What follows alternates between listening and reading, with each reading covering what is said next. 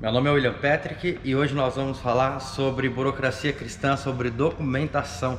Nós vamos tratar de um assunto, é lógico, que nós conjecturamos, de cada etapa da nossa vida cristã e que tipo de documento somos em cada etapa.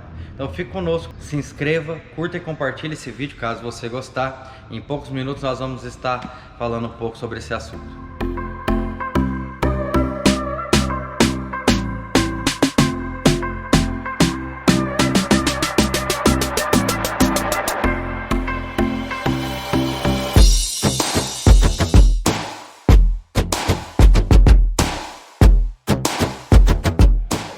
Hoje nós vamos ler ou citar 3 versículos separados, então eu não vou abrir um por um, mas o primeiro versículo que eu quero trabalhar com vocês é a segunda carta aos Coríntios, capítulo 3, verso 2, que vai falar que nós somos cartas vivas. Já na nossa segunda referência, nós vamos tratar Romanos, capítulo 8, verso 19, onde diz que a criação aguarda com esperança, expectativa ou ansiosamente a manifestação dos filhos de Deus.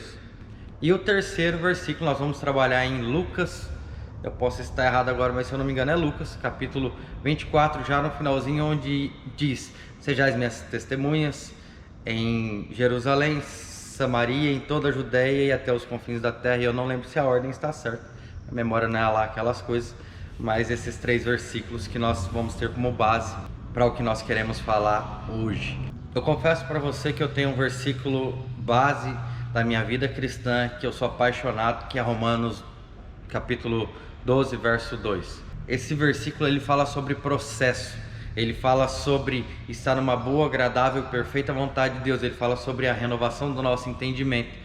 É um versículo que para mim é um versículo chave para tudo. Tudo que eu vivo eu coloco dentro desse versículo para entender os processos que eu estou vivendo. Se eu ainda estou na boa, agradável ou perfeita vontade de Deus para aquela determinada área. Até vamos fazer um vídeo sobre isso daqui uns dias, eu estava me esquecendo. E hoje não é diferente. Eu quero encaixar esse processo bom, agradável e perfeito justamente dentro disso que nós acabamos de ler. Nós cristãos, com o passar do tempo, nós vamos evoluindo, nós vamos crescendo no reino.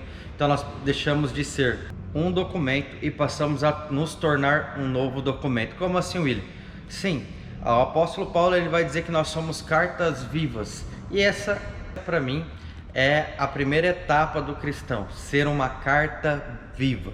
É o primeiro estágio, é estar na boa vontade de Deus, na primeira vontade.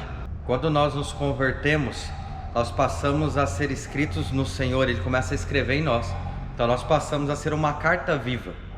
Nós passamos a demonstrar, a partir da nossa experiência, aquilo que o Senhor pode fazer na vida do homem.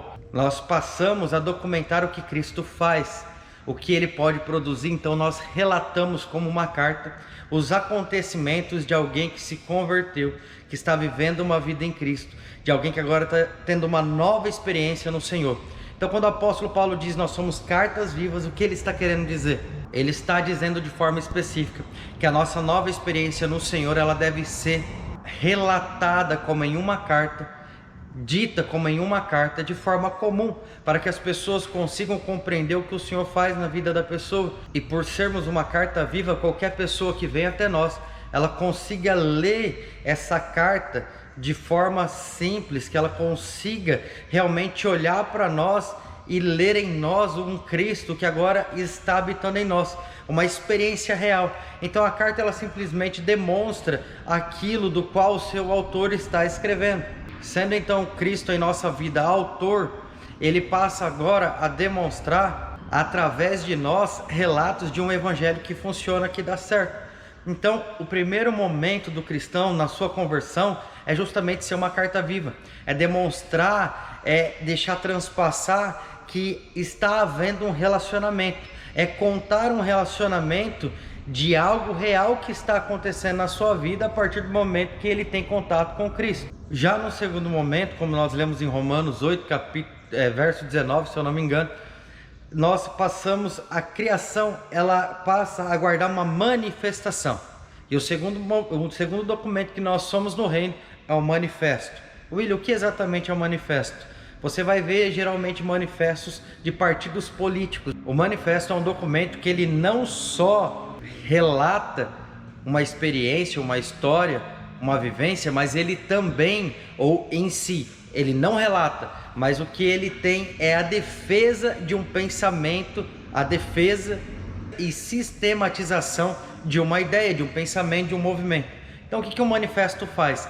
Ele declara de forma específica o que o movimento crê e acredita. Então por que agora nós não somos mais uma carta e passamos a ser um manifesto? Porque agora nós não relatamos só experiências, mas agora nós dizemos aquilo que cremos, como cremos. E pasmem, você vai falar assim: William, mas tem muita coisa que eu sei ser correto, porém eu não consigo fazer ou alcançar. Mas o manifesto em si, ele vai desenhar o que nós cremos, ou como cremos, ou em quem cremos. Ele não necessariamente revela o sistema pronto, até porque, meu irmão, entenda uma coisa: nós que pregamos o Evangelho de Cristo, pregamos algo que é muito maior do que nós. Então não tem como eu dizer que eu consigo cumprir todas as coisas que eu ministro, senão que eu busco sim, em todas as coisas que ministro, ser aquilo que ministrei. Então entenda isso: o manifesto, ele é um documento de aplicação teórica dizendo: nós cremos nisso, eu creio na ressurreição, porém eu nunca morri para ser ressurreto. Então dizer que eu tenho que viver tudo que eu prego, irmão, é querer dizer que eu deveria ter morrido e já ter ressuscitado. Então não faz sentido. O manifesto, ele é um documento aplicável de que nós cremos nisso, acreditamos nisso, nosso Deus pode fazer isso, e não quer dizer que ele tenha que fazer a todo momento.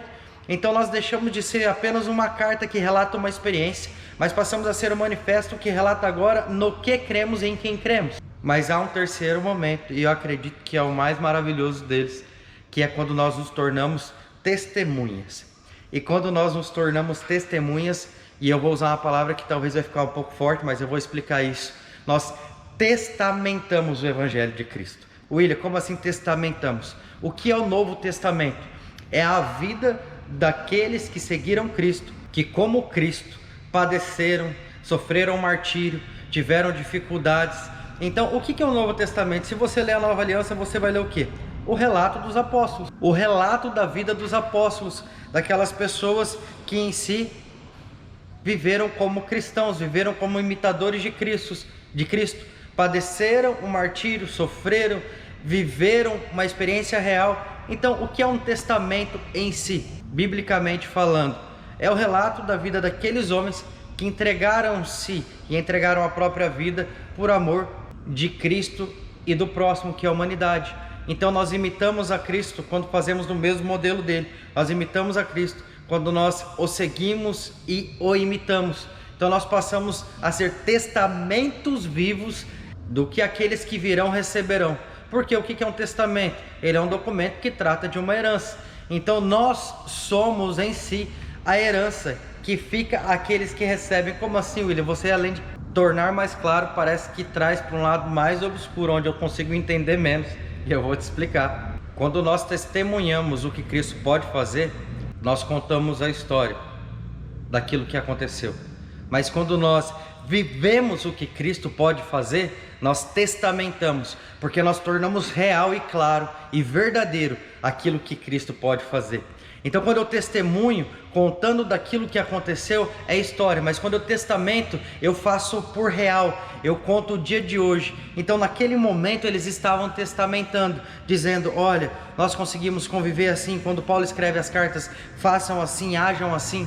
Nós demonstramos que esse evangelho é real, que esse evangelho é verdadeiro, que esse evangelho ele funciona. Ele não é só utópico, não é um cristianismo de como o mundo deveria ser. Não. É um cristianismo de um mundo que há de ser, que vai acontecer. Nós, a Igreja de Cristo na Terra, estamos trazendo esses dias. Nós vamos viver esses dias, nós vamos ser esses dias. Compreenda isso no teu coração, meu irmão. Quando você conhece a Cristo, você é uma carta viva e relata experiências de alguém que está conhecendo Ele. Quando você começa a ter uma certa intimidade, torna-se um manifesto agora de como você acredita que funciona, ainda que você não alcance todas as coisas. Mas chega um momento que você passa a testemunhar, você passa a testamentar esse evangelho. Você é o evangelho vivo em funcionamento, em andamento. Você agora é um documento de herdade. Aquilo que você está vivendo agora está produzindo herança para quem há de vir, para quem virá após você. Produzir herança, meu irmão, é pensar como Moisés, é chegar na porta da terra e não entrar, mas deixar para os filhos. Produzir herança é testamentar, gerar algo, gerar evangelho, para que as pessoas que venham pós a gente possam ter uma continuidade. É justamente testamentar, é justamente deixar herança para aqueles que virão, é deixar algo para eles pronto, para que eles não tenham que passar o que nós passamos, não dizendo que eles não terão suas próprias dificuldades, mas que eles não deverão passar o que nós estamos passando, porque já passamos, já fomos aprovados, e eles são por herança, ou receberão por herança, aquilo que nós vivemos. Então entenda que você é um documento do reino. Você vai passar alguns processos no reino. Ora você vai apenas relatar os acontecimentos, ora você vai defender a forma de que você crê que os acontecimentos deveriam acontecer, e ora você vai ser os próprios acontecimentos. Você vai ser a igreja de Cristo na terra. Você vai ser o verbo no tempo presente. Você vai ser o movimento daquilo que Deus está dizendo para que haja e que deve ser feito nos nossos dias. Que você receba essa palavra no teu coração. Que Deus abençoe você e a tua casa. Continue conosco, se inscreva no canal, curta, compartilhe e acompanhe. Nós temos sempre uma palavra e cabe a você decidir se você quer viver isso, essa experiência com o Senhor. Fique em paz e até a próxima.